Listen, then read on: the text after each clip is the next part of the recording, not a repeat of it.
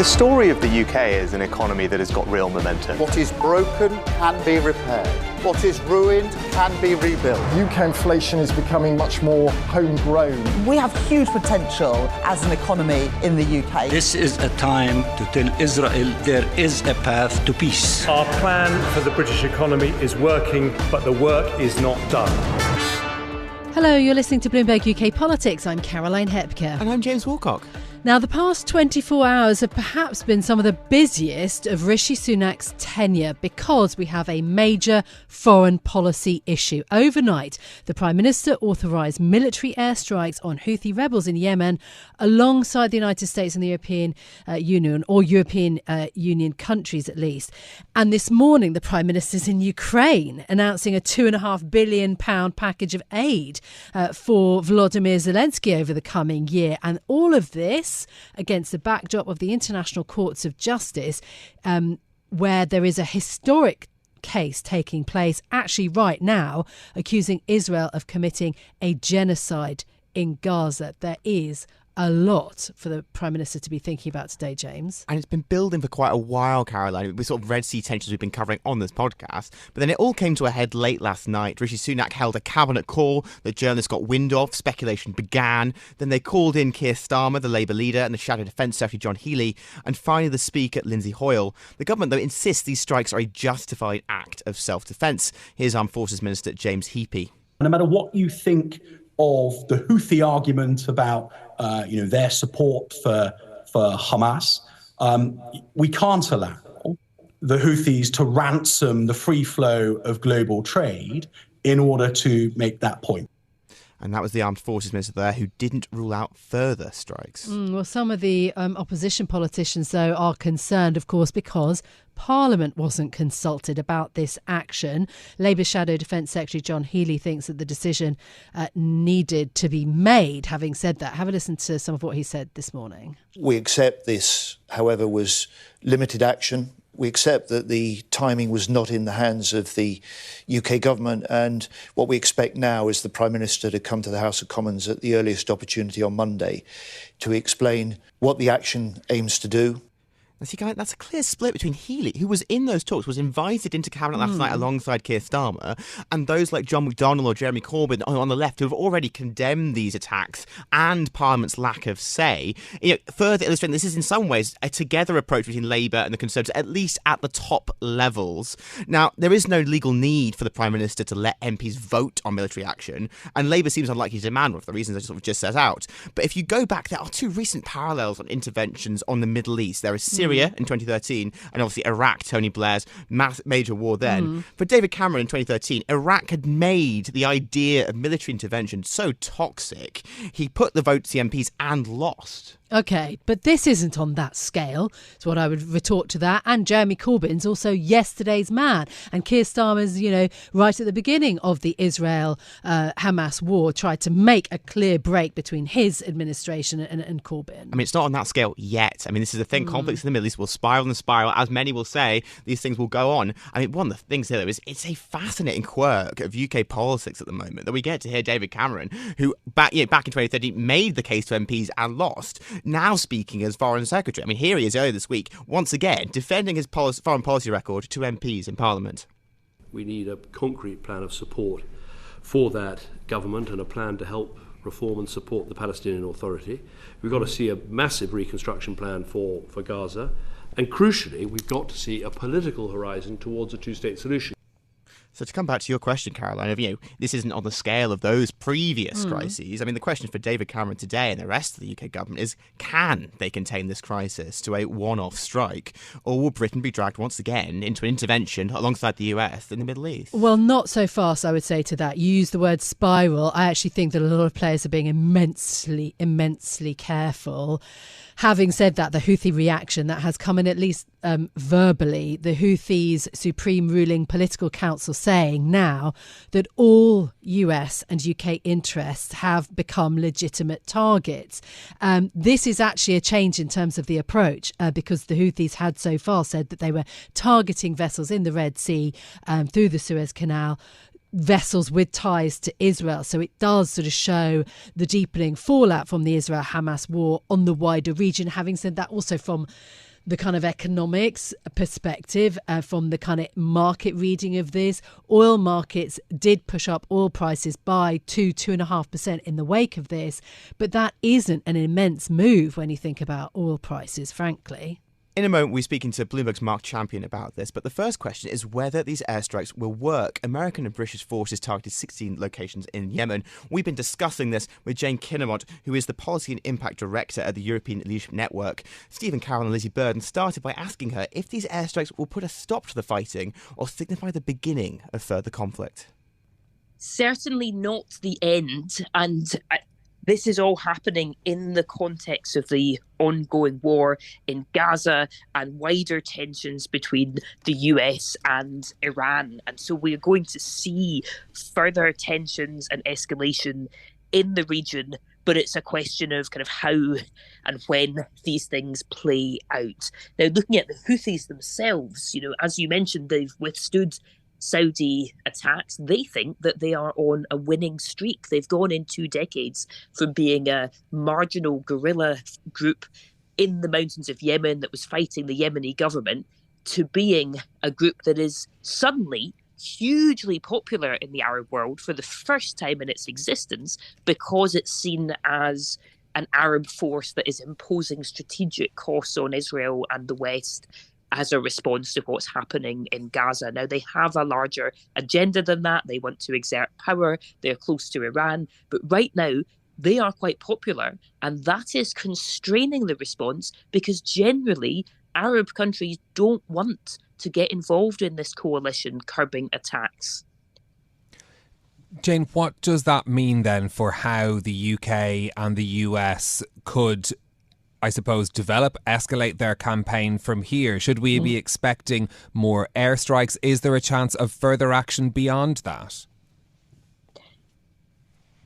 It's still quite unclear how this will play out and how effective the overnight strikes have been in degrading the Houthis' capacities to respond. But I think it's likely that this won't end here, but that also there will be a limit on how directly the US and UK want to get involved, in that they will not want to be sending any troops into Yemen, where there's a fairly unsuccessful history of foreign intervention, and indeed the UK left rather quickly when it was a kind of colonial power there. But what they will be doing really is pressing Saudi Arabia, Egypt, Qatar and other Arab countries to join them in reining in the Houthis. There are other levers that can be used other than airstrikes as well. The Houthis are trying to make a peace deal with Saudi Arabia, partly because they want to be able to get some Saudi aid and get some money. So there will be efforts by countries like Saudi Arabia and Oman to come to some kind of accommodation with the Houthis. There just is this question about whether the airstrikes will actually disrupt those processes and make it harder to find a political way out. It will depend also on what is happening with some of the wider network of Iran-backed militias that the Houthis are a part of. They're not kind of owned by Iran, they're not fully controlled by Iran, but they are aligned with Hezbollah and with these groups in Iraq that are also exchanging fire with Israel and the US respectively. So there's a much wider regional power play going on. Yeah, joining the dots, does this escalation make a peace deal between Israel and Hamas actually harder to achieve? This is a really interesting question, but right now there is basically no political process aimed at peace between Israel and either Hamas or the Palestinian Authority. So I think it doesn't really change very much. It probably doesn't change Israel's calculations hugely, and Israel will be pleased that the US and UK are at the forefront of this response, and that the West is positioning this as an international problem and not as a problem specifically for Israel. What does that mean, though, in terms of Iran and what we might expect in terms of a response from Tehran? Iran has a strategy of supporting other groups to essentially further its aims, and so that it can stay out of the way to some extent itself.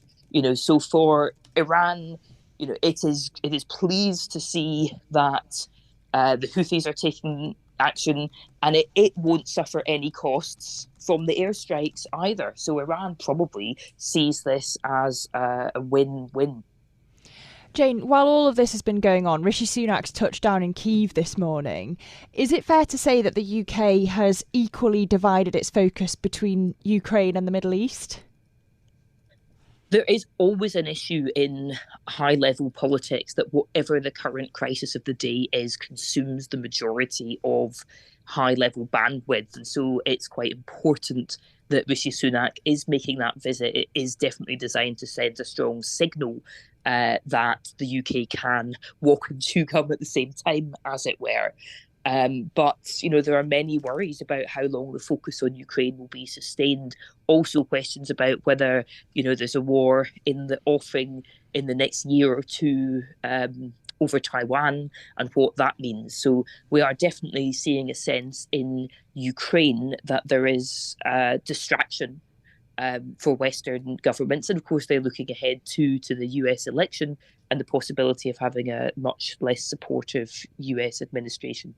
That was Jane Kinninmont, who is the Policy and Impact Director at the European Leadership Network, speaking to Stephen and Lizzy earlier. And so after strikes against Yemen, now this development that the Houthi rebels have said all US and UK interests are now legitimate targets. Let's discuss with Bloomberg opinion columnist Marc Champion, who's been following the story for us this morning. Great to have you with us, Marc. Look, the US-led maritime force didn't work as a deterrent. Will airstrikes? Well, that's a really good question. I mean, essentially, this response was sort of inevitable. Politically, in an election year, President Biden just couldn't not do it. It's been pretty clear that he was hesitating. He didn't want to.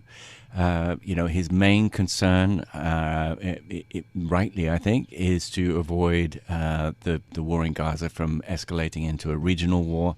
Every time you add a new kinetic military action to the mix, you're adding further things you can't control.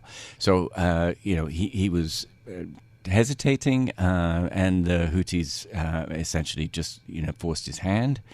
And it was inevitable. But it's absolutely right that, while there's no question that U.S. pilots and ships and British pilots, they have the best training and equipment in the world, they will be able to blow things up successfully. But in terms of strategic success, achieving the goals that they have, it's really hard to see how this works. Because first of all, the Houthis are very resilient. They've managed to survive with their missiles years of airstrikes by Saudis and the Saudis and UAE, both of which have very advanced US aircraft, and they've managed to that. So overnight you are highly unlikely to get rid of all their missiles, and they will then very likely strike back. This is the game that they were playing when they started. It's good for them to have the great Satan, as Iran and its allies like to talk about the US, to have them, engaged. And it's the goal is to turn opinion against the US and Israel in across the Middle East. Yeah, and indeed we don't know if there are any civilian casualties, but we know that the strikes took place this morning. In terms of then the fact that the Houthis are proxies for Iran, Iran has also condemned the actions by the US, the UK and others. What more might we hear from Iran about this, or what might be their role here now? Well, their reaction was relatively mild, which supports the idea that actually no major player in this conflict, which was begun by Hamas on October the 7th, no major player actually wants a regional conflict, which is why it hasn't happened yet. And it was interesting, the way that they responded. It was a bland condemnation, which, given the way that Iran, the rhetoric that often comes out of Tehran, that was pretty, pretty moderate. And Hezbollah, very interesting. Also, their response was to say, this just proves that the U.S. is the backer of, the Zionist state in Gaza. So that is, they are actually attaining what they want from the Houthis. So my guess is that we can be not complacent, but because you can't control all these elements, and it is extremely dangerous. But the signs are that it's still the case that none of the major players want an all-out regional war. But having said that, Marc, you said at the start that escalation was almost inevitable from the Biden perspective, and the strikes.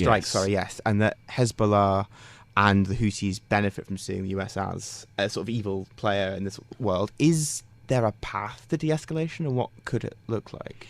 Well, remember that this theatre is quite distant from the theatre in Israel. It's up to the Houthis entirely, whether they escalate or de-escalate. That's what the U.S. should be worried about. Essentially you have, a rogue militia in a failed state, which is determining what the U.S. does. And that is always a position you don't want to be in. But it is up to them. And if the Iranians don't want them to start blowing up U.S. bases around the Middle East, and therefore creating an escalation in which the U.S. may then strike Iran directly, those are the escalations that one's worried about. Okay, and so, pointing to that, this multipolar world of growing numbers of actors, we should also think about Ukraine, because the other thing that's happened in terms of UK politics is that the Prime Minister has announced more aid, and he's gone to Ukraine. This, in some ways, is a little bit surprising now that the UK has got a couple of very significant foreign policy challenges, although we're tacking an incredibly close line to the United States. Absolutely. In Ukraine, it's quite interesting. The U.S., its hands are tied right at the moment by Congress and its inability to pass the necessary legislation to continue funding Ukraine. So the fact the UK has always been sort of out in front on Ukraine right from the very beginning. And this is another case in which they are now out in front of the US and to a lesser extent Europe. But nevertheless, going to Kiev, offering new money is going to be very welcome at a time when the Ukrainians have felt that they've lost the spotlight, the momentum, and the risk for them is very much that these sources of aid just dry up. That said, $2.5 billion is a relatively small amount in terms of what they need every month, and ultimately what they really need is air defense missiles, strike missiles, long-range strike missiles, and there's a long way to go. Yeah, absolutely. Marc, thank you so much for being with us this morning. That is Bloomberg opinion columnist Marc Champion. While the focus in the Middle East may have shifted to Yemen, Israel is today outlining its defence to accusations that its military operations in Gaza amount to genocide. The case has been taken to the International Court of Justice by South Africa. Its lawyers gave their opening arguments yesterday. Let's speak to our legal editor, Karin Matussek, for more. Karin, what is South Africa's argument? The South African lawyers yesterday outlined their case in about 3 hours and provided a lot of details. And they rely on the heavy toll on the civilians. There are now, according to the Hamas authorities, there are 23,000 deaths in Gaza. There's a heavy humanitarian toll on the population. The whole life is affected, hospitals, everything. So they say all of this amounts to a genocide. Israel is committing genocide, and they even put it in a context of the longer conflict in the Middle East and say that has been plotted by Israel all along. Israel denies the allegations. What have they been saying? Well, they are at this very moment arguing their case in The Hague. And they say they are defending against a terrorist attack. In fact, they are saying they are defending against the largest case of murders of Jews in one day since the Holocaust. And they are saying they are not targeting the Palestinians as such. They're only targeting Hamas, and they're trying what they can do to defend the civilian population in the Strip. So, of all the countries that could have brought this kind of legal action, why South Africa? Why are they taking this case? Well, this case has been filed under the Convention to Prevent Genocide, and any state who is a member of this convention, and both Israel and South Africa are, could file such a case. And that's kind of an exception to many other rules in international law. And South Africa, I think, uses this as some sort of strategic litigation, as we call it sometimes. You file a case, even if you know you won't be able to actually bring about a substantial change materially of the situation, the case can help you in your political campaign, in your diplomatic strategic campaign. And I think that's one of the main reasons South Africa is filing this case. They know pretty well, even if they win and now an injunction, say, ordering Israel to stop immediately, Israel probably won't comply, because we had the court issued a similar injunction in the dispute between Ukraine and Russia, of course, as we know, didn't comply with that injunction. So you do it because you want this ruling, because you want this discussion going on, and it has a wider impact than actually stopping anything materially. The Labour leader, in terms of the UK angle, the Labour leader, Jeremy Corbyn, has joined the South African delegation at the ICJ in The Hague. How much support does the case have, though, from politicians? Yeah, you can see from that step that the South African strategy is already working. There are more and more states or people from various countries, even from countries that are deemed allies of Israel, who want to support this litigation. Any other member country of that convention can join the suit. So you hear voices from Belgium saying they're considering something like that. There's even an opposition politician in Spain asking for things like that. And of course, this brings a bit. The EU, for example, has been very quiet on the whole litigation, because Germany, of course, is considering joining the Israeli side. So this has already worked out for the South Africans. Yeah, and I mean the pushback and the concern from Israel is absolutely clear in the sort of language that the Israeli Prime Minister Benjamin Netanyahu uses, quoting, "The hypocrisy of South Africa screams to high heaven." That was the quote from Netanyahu. And also that the Israelis see some irony in the fact that they are being accused of genocide, given that it was stemming from the whole term, in fact, stems from World War II and the Holocaust. So, from the Israeli perspective, is this seen as sort of yet another sort of way to target Israel? In some senses, fundamentally anti-Semitic? Yeah, I mean, that's actually the way they... Tal Becker, the first lawyer appearing for Israel this morning, opened his statement. He said, Israel, you don't have to tell Israel what a genocide is. Israel was the first country to ratify the Genocide Convention in 1949 or 1950 or something, very early on. So they said again, this whole convention is only in place because of the killing of 6 million of Jews in World War II. So yeah, it really gets this kind of drive about Jews being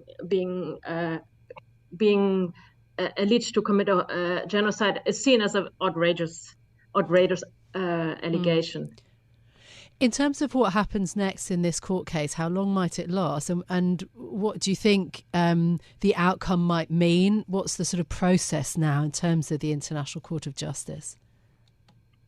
These 2 days of hearings, yesterday and today, will only devoted to the issue should the court issue an immediately restraint order against Israel, telling them to stop the operation immediately to avoid further harm. And we expect this ruling to come within the next 2 or 3 weeks, maybe 4, maybe faster. this is how it was in previous cases. But that's not the end of the case. The underlying litigation will continue. The court will continue to hear arguments, and the first ruling isn't about whether this is genocide or not. It's more about what's immediate step needs to be taken. And the long-running case will probably last a few years. Like the case against between Ukraine and Russia is still pending. These cases usually take years. Well, thank you very much for coming on to tell us about it, Karin, and we'll be following it closely. Thank you very much. That's our legal editor, Karin Matussek. I mean, kind of the lesson I'm taking from today is that foreign policy is already affecting British politics in ways that we hadn't expected in 2024. And that is before we get to the US elections. Iowa caucus is on Monday. Yeah, and this kicks off, of course, the 2024 presidential race.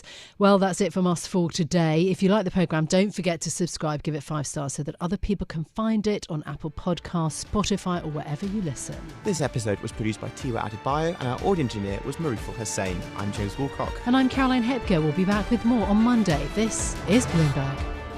Bloomberg UK Politics. Listen weekdays at noon on DAB Digital Radio in London.